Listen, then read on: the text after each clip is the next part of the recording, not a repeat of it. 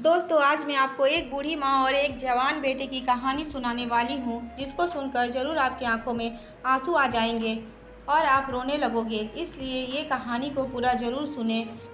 और कहानी शुरू करने से पहले अगर आप मेरे चैनल सवाना स्टोरी बुक को अभी तक सब्सक्राइब नहीं किया है तो प्लीज़ सब्सक्राइब कर दीजिए। दोस्तों, जो कहानी आपको मैं सुनाने जा रही हूँ, ये कहानी हैदराबाद की किसी शहर की बताई गई है। एक बूढ़ी माँ अपने जवान बेटे के साथ रहती थी। उसका शौहर का इंतकाल हो गया था। बेटा गलत लोगों के संगत में आ गया था। बुरे दोस्तों ने उसको गलत रास्ते पर डाल दिया था, जिसकी वजह से वे घर से बाहर रहता था और देर रात को घर आया करता था, जिसके वजह से बूढ़ी माँ बहुत ज़्यादा परेशान रहती थी। बूढ़ी माँ ने उसको समझाया कि बेटा, रात को घर जल्दी आ जाया कर।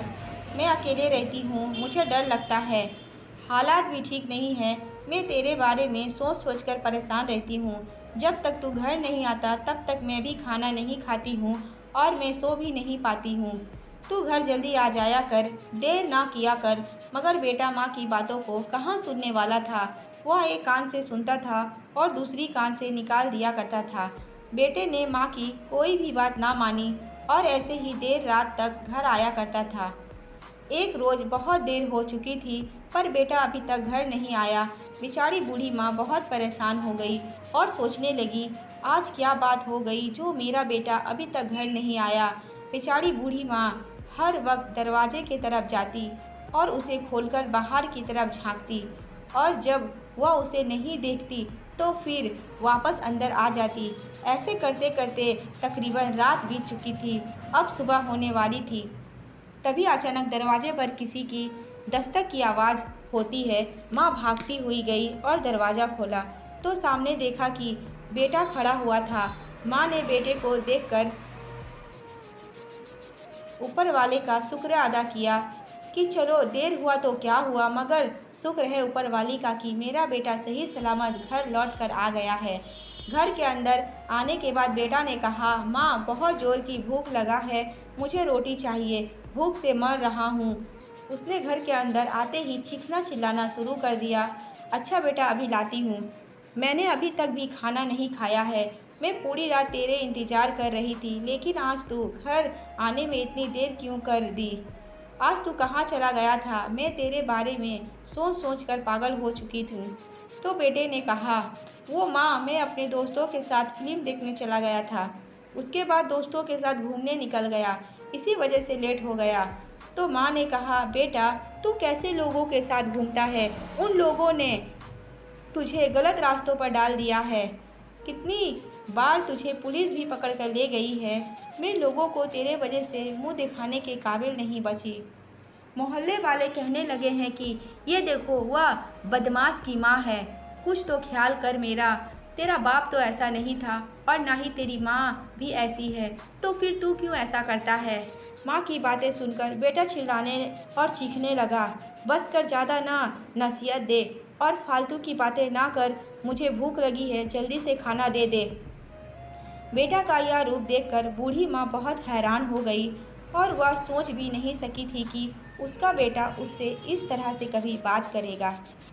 तकलीफ के मारे उसका कलेजा फटे जा रहा था। तभी माँ को गुस्सा आ गया और कहने लगी, वरना क्या करेगा तू, मुझको डरा रहा है। उस माँ को धमका रहा है जिसने तुझे पाल पोस कर इतना बड़ा कर दिया है। शर्म नहीं आ रहा है तुझे माँ से इस तरह की बातें करते।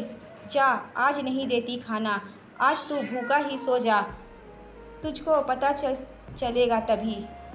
इतना सुनते ही बेटा गुस्से से लाल हो जाता है।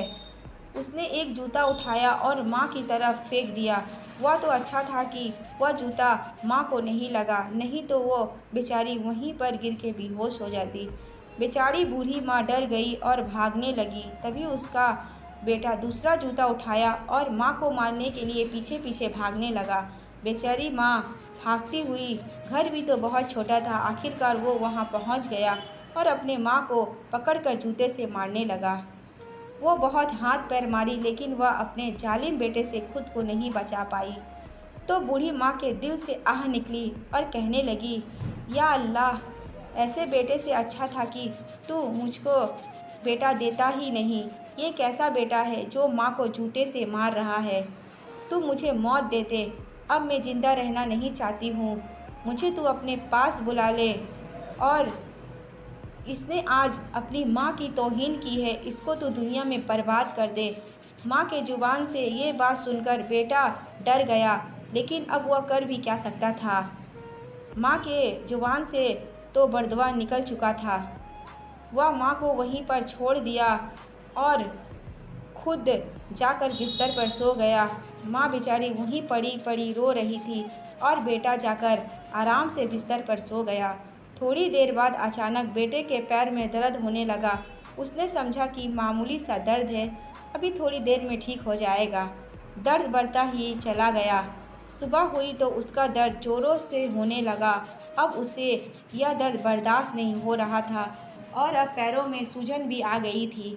वह अपने घर से निकला, किसी तरह लड़खड़ाता हुआ बड़ी मुश्किल से डॉक्टर के पास पहुंचा। डॉक्टर के देखने के बाद डॉक्टर ने कहा कि तुम्हारे पैरों में इतना दर्द किस वजह से हो रहा है, मुझे तो समझ नहीं आ रहा है। फिर वह वहां से किसी अच्छे हॉस्पिटल में चला गया। फिर डॉक्टर के जांच पड़ताल से पता चला और डॉक्टर ने कहा कि उसका पैर अंदर से सड़ गया है, उसको नीचे से थोड़ा काटना पड़ेगा, तभी तुम्हें आराम मिलेगा। उसके बाद उसका पैर नीचे से डॉक्टरों ने थोड़ा काट दिया, लेकिन फिर भी पैर कटने के बाद भी उसे आराम नहीं मिला। उसका दर्द और बढ़ गया। फिर डॉक्टर ने उसका पैर थोड़ा और काटा, इसी तरह उसका पूरा पैर कट गया। अब वह आदमी बिल्कुल लंगड़ा हो चुका था, मगर उसका पैर ठीक नहीं हुआ। जहाँ से पैर काटा हुआ था वहाँ पीप भर गया। इधर बेटे का इलाज चल रहा था और उधर उसकी दुखियारी माँ का इंतकाल हो चुका था। बेचारी बूढ़ी माँ बेटे के हाथ से मार खाने के बाद सिर्फ 7 दिन ही बची। ये 7 दिनों में वह कुछ भी नहीं खाई, बस इस बात को सोच सोच कर रोती रही। मैंने तो इस बुढ़ापे में अपने बेटे के हाथों से जूते से मार खाया है। अब मुझे ऐसा बेटा नहीं चाहिए। अब मुझे ऐसे बेटे की कोई ज़रूरत नहीं है। और वह मर गई। माँ के मरने के बाद बेटे की और भी हालत ख़राब हो गई। जो मकान था वह भी इलाज में बिक्री हो गया। अब उसके पास पैसे नहीं थे तो वह भीख मांग कर जीना शुरू कर दिया। रास्ते के किनारे बैठकर भीख मांगने लगा, लेकिन लोग उसके करीब नहीं आते, दूर से ही उसकी तरफ रोटी फेंक कर दे दिया करते हैं, जैसे किसी कुत्ते को रोटी फेंक कर दिया जाता है।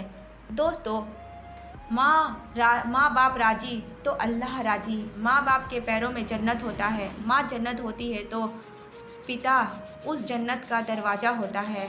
अपने माँ बाप का इज्जत करो तो दुनिया तुम्हारी इज्जत करेगी। दोस्तों, इस कहानी से किसी की भावनाओं को ठेस पहुँचाना नहीं है। कहानी अच्छी लगी तो कमेंट करें और इस कहानी को ज़्यादा से ज़्यादा अपने दोस्तों में शेयर करें। और मेरे चैनल को अभी तक सब्सक्राइब नहीं किया है तो प्लीज़ सब्सक्राइब कर लें। अब मैं मिलती हूँ आपसे एक नई कहानी के साथ, तब तक के लिए धन्यवाद।